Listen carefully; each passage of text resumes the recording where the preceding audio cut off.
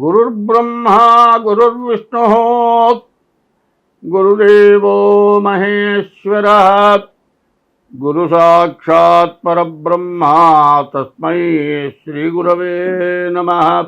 2025వ సంవత్సరం ఏప్రిల్ నెల 2వ రాశి వృషభ రాశి ఫలితాలు చెప్పుకుందాం. ఈ వృషభ రాశి ఫలితాలు ఎట్లా ఉన్నాయి? ఈ వృషభ రాశికి ఏకాదశంలో రవి, బుధుడు, శుక్రుడు, శని, రాహు ఉన్నారు. 5 గ్రహాలు ఏకాదశంలో ఉండటం చాలా విశేషం. బుధాదిత్య యోగం, వ్యాపారం చాలా బాగా సాగుతుంది. మోటార్ ఫీల్డ్ వాళ్ళకి కూడా బాగా ఆదాయం బాగుంటుంది. ఇనుముకి సంబంధించినటువంటి పనులు చేసే వాళ్ళందరికీ కూడా చాలా ఉపయోగపడుతుంది. తర్వాత వీళ్ళు ఎవరికైనా డబ్బులు ఇచ్చి రాకపోతే ఇక రావు అని వదిలేసుకున్నటువంటి డబ్బులు కూడా మళ్ళీ తిరిగి వస్తాయి. తర్వాత వీళ్ళు ఒక ఇల్లు కానీ, పొలం కానీ, అపార్ట్మెంట్ కానీ ఖచ్చితంగా కొనుక్కోగలుగుతారు. తర్వాత వివాహం కాని వాళ్ళకి వివాహం అవటానికి కూడా బాగా అవకాశం ఉంది. కానీ గురువు ఒకరు మాత్రము లగ్నంలో ఉన్నాడు, వృషభ రాశిలో ఉన్నాడు. ఆ గురువు వల్ల కొంచెం ఇబ్బందులు, కష్టాలు ఎక్కువగా ఉంటాయి. కానీ దాదాపుగా చెప్పాలి అంటే ఈ వృషభ రాశికి అన్ని విధాలా చాలా బాగుంది. అయితే బాగున్నది అనే దానికి ఒక అర్థం చెబుతా. అన్నం వండుకోవాలండి. బియ్యం చాలా మంచి బియ్యం, సన్న బియ్యం. అన్నం చాలా చక్కగా ఉడుకుతుంది, చాలా బాగుంటుంది. కానీ అన్నంలోకి ఏదైనా కూర కానీ ఏమీ లేకుండా ఒట్టన్నం తింటామా? ఒట్టన్నం తినలేము. బియ్యం బాగుంటాయి, ఉడికితే అన్నం చాలా బాగుంటుంది. కానీ అన్నంలోకి సరైనటువంటి రెండోది కావాలి. ఎందుకంటే అన్నపూర్ణాదేవి ఒక బాధపడుతుందట ఈశ్వరుడి దగ్గర. నన్ను ఒక్కదాన్ని మాత్రం ఏ జీవరాశి గర్భంలోకి పంపించబాకు, నాకు చాలా భయం. ఈ జీవరాశులని కూడా మహాపాపం చేసుకున్నవి, నన్ను ఒక్కదాన్ని ఆహారంగా పంపించద్ది వద్దని అన్నపూర్ణాదేవి కోరుకుంటుందిట. అటువంటి చక్కటి అన్నంలోకి చక్కటి రెండో పదార్థం ఉండాలి. అట్లా ఉంటేనే జీవితం బాగా సాగుతుంది. కాబట్టి అంతా బాగుంది. గురువు శుభగ్రహం. అటువంటి గురువు మరి వృషభంలో ఉండటం వల్ల నష్ట కష్టాలు కొన్ని ఉంటాయి. అయితే గురువు బ్రాహ్మణ జాతి వాడు ఎట్లా ఉంటాడంటే అతను అపకారం చేయాల్సిన టైంలో కూడా పూర్తిగా అపకారం చేసేటువంటి పరిస్థితి రాదు. అతనికి ఏదైనా ద్రోహం చేస్తే వాడి కర్మ వాడు అనుభవిస్తాడంటాడు. బ్రాహ్మణ జాతి యొక్క స్వభావం అట్లా ఉంటుంది. కాబట్టి ఈ వృషభ రాశి చెప్పాలంటే చాలా బాగా ఉంది, చాలా మంచిగా ఉంది, చాలా మేలు జరిగేటట్టుగా ఉంది. కానీ దీనికి ఏమిటయా అంటే జన్మలగ్నం మాత్రం తప్పనిసరిగా చూడాలి. 25 వంతులు చాలా బాగుంది. సరిగ్గా ఉన్నదాన్ని ఉపయోగించుకోవాల్సిన అవసరం ఉంది. నేను ఇందాక చెప్పాను ఉదాహరణ. మంచి బియ్యం, చక్కటి అన్నం, దాంట్లోకి తగిన కూర ఉంటేనే ఆ అన్నం తినగలుగుతాం. ఎంత బాగున్నా ఒట్టి అన్నం తినలేము కదా. అట్లాగే ఉన్న గోచారాన్ని మీరు వినియోగం చేసుకోవాలి అంటే మీ డేట్ ఆఫ్ బర్త్ ద్వారా జాతకం చూపించుకోవాలి.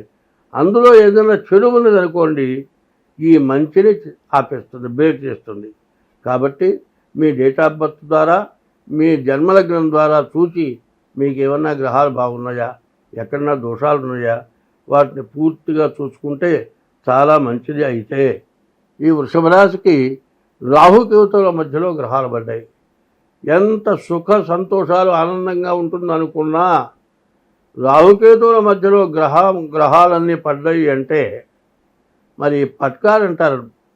కటింగ్, ఇంగ్లీష్లో కటింగ్ పేరు, తెలుగులో పట్కార్ అంటారు. దాని మధ్యలో ఉన్న వస్తువు మాత్రం గట్టిగా ఒత్తితే 2 ముక్కలు అయిపోయేది మాత్రం ఖాయం. అట్లాగే రాహుకేతువుల మధ్యలో ఉన్న గ్రహాలు ఎందుకు పనికి రాకుండా పోతాయి. అందువల్ల ముందు మీ యొక్క గ్రహదోషాలు ఏమన్నా ఉన్నాయో అన్నీ చూసుకోవాలి. అందువల్ల ఈ గోచారం కూడా రాహుకేతువుల మధ్యలో పడది. కాబట్టి మీరు ఎంత జాగ్రత్త పడితే అంత ఇబ్బంది లేకుండా బయటపడాలి. ఇబ్బంది లేకుండా బయటపడ్డ తర్వాత ఏదైనా పసిపిల్లవాడు పాలు పోసి పెంచుతారు, చివరికి కాస్త చిన్నగా అన్నంలో పడేస్తారు.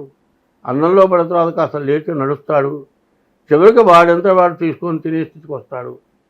అట్లా పసిపిల్లవాడిని దారికి తెచ్చినట్లే ఈ రాహుకేతువుల మధ్యలో ఉన్నటువంటి గ్రహాల నుంచి తప్పించుకోవాలి అంటే ముందు జాతకం చూపించుకుంటే, జాగ్రత్త పడితే ఎటువంటి ఇబ్బంది లేకుండా ముందుకు వెళ్ళగలుగుతారు.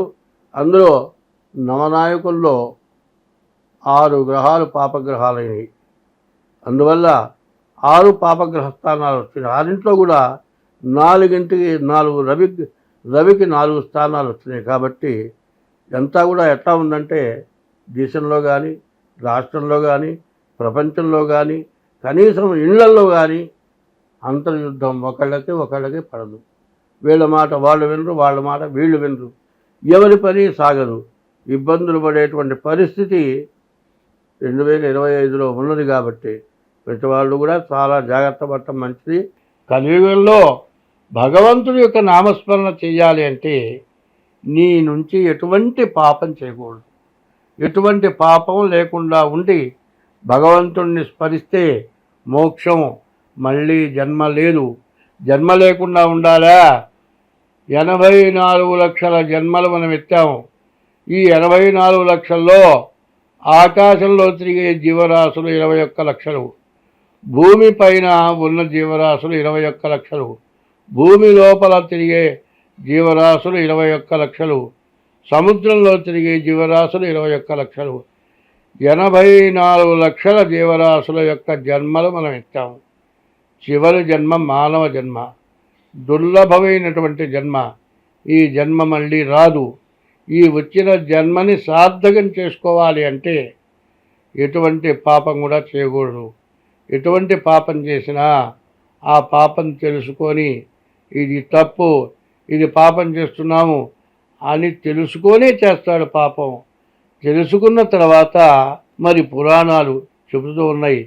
దీనివల్ల నీవు నశించిపోతావని చెబుతూ ఉన్నటువంటి మాటలు తెలుసుకొని పాపాన్ని పోగొట్టుకొని పుణ్యమైన కార్యాలు చేస్తూ భగవంతుడిని స్మరిస్తూ భగవన్నామం చేస్తూ అందరితో కలిసి మెలిసి ఉంటూ తను తింటూ ఒకరికి పెట్టాలి. పెట్టడంలో అర్థం ఏమిటయా అంటే ఇంట్లో 4 ఉన్నారండి, 4కి తగినంత వంట చేసుకున్నాం. ఇంకొక మనిషి వచ్చాడు, ఆ మనిషికి కడుపు నిండా పెట్టి మిగిలిన 4 పంచుకు తింటే అంతకంటే చాగలేదు. మరి 4 వస్తారంటే 25 మందికి వంట చేసి ఈ 4 పెట్టగా మిగిలింది తీసుకెళ్ళి మురుకాలలో బారేసి కుళ్ళ పెడితే అది మహాపాపం. అట్లా కాకుండా ఆకలైన వాడికి అన్నం పెట్టాలి, మనం తగ్గించుకోలేనా వాళ్ళకి పెట్టాలి. అట్లా కాకుండా ఎవరైనా వస్తే ఇప్పుడు చూస్తూ ఉంటాం, వాళ్ళకి పెట్టాల్సి వస్తుంది, లోపల దాచుకుంటారు. కానీ ఇంకొక మనిషి ఎక్స్ట్రా వస్తే ఈ రోజుల పరిస్థితులు బట్టి ఆడవాళ్ళు మళ్ళీ మొదలెత్తుకొని వంట చేయలేని పరిస్థితి ఉన్నది. కాబట్టి ముందు వాళ్ళకి పెట్టి కుటుంబ సభ్యులు తలా కాస్త తగ్గించుకు తింటే ప్రాణం పోదు. అటువంటి త్యాగం కావాలి. ఆ త్యాగం ఎట్లా ఉండాలి అంటే అవసరానికి తగినటువంటి త్యాగం చేయాలి. ప్రమాద పరిస్థితుల్లో మరణించేటప్పుడు తలా ఒక చెయ్యి వేసి సెకండ్ల మీద మందు వాడితే బతికేటువంటి సమయంలో ప్రాణ రక్షణ చేయటం. దాహమై చచ్చిపోయేటప్పుడు మంచినీళ్ళు రావాలి. మరి ఆకలైనప్పుడు అన్నం కావాలి, మరి దాహం అయినప్పుడు మంచినీళ్ళు కావాలి. ఇటువంటివి ఎవరైతే చేస్తారో ఈ కలియుగంలో ఎవరైనా సరే తన ఇష్టదైవాన్ని ఎప్పుడూ పూజించాలి. ఇష్టదైవాల్లో మొట్టమొదటి దైవం నిన్ను 10 నెలలు గర్భవాసాన్ని మోసి కానీ పెంచిన తల్లి మొట్టమొదటి దైవం. 2 తల్లి పెంచడానికి తగిన అవకాశం ఇచ్చిన తండ్రి 2వ దైవం. తర్వాత విద్య చెప్పిన దైవం 3వ దైవం. అసలైన దైవం ఎప్పుడు ప్రార్థించే దైవం 4వ దైవం. తల్లి, తండ్రి, గురువు, దైవం. వీళ్ళని ఎప్పుడు కూడా మర్చిపోకుండా ఉండాలి. కాబట్టి ఈ రోజులు అందరూ తప్పించుకొని ధర్మగుణం కలిగి ఉండాలి. ధర్మో రక్షతి రక్షితః. మరి ధర్మాన్ని నువ్వు రక్షిస్తే నిన్ను ధర్మం రక్షిస్తుంది.